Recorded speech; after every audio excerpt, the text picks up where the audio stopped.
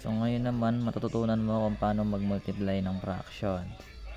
So ang general rule ay i-multiply yung numerator sa numerator ng isang fraction and i-divide ulit.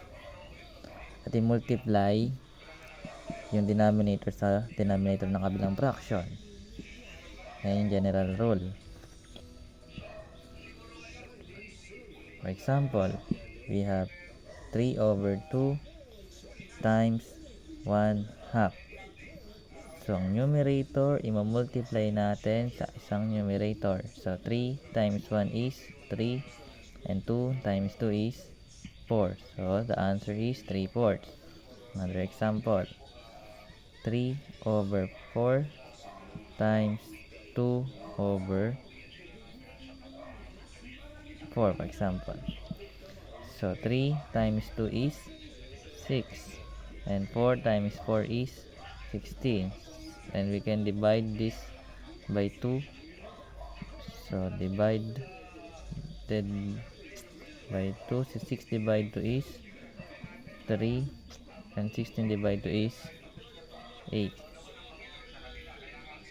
So, therefore, our final answer is 3 over 8. So, that's how we multiply fraction. How about kung whole number siya? For example, we have 1/2 times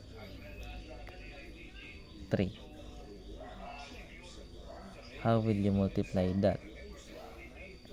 So, sabi ko nung nakaraan sa isa kong video na kapag may whole number, para hindi ka malito, lagyan mo siya ng denominator sa baba, which is 1.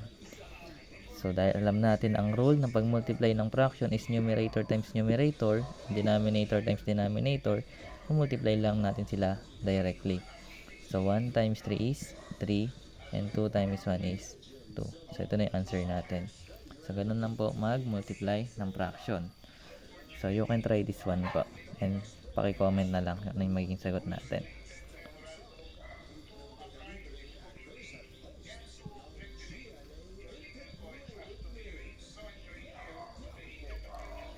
Paki-simplify na rin na sa comment section na lang.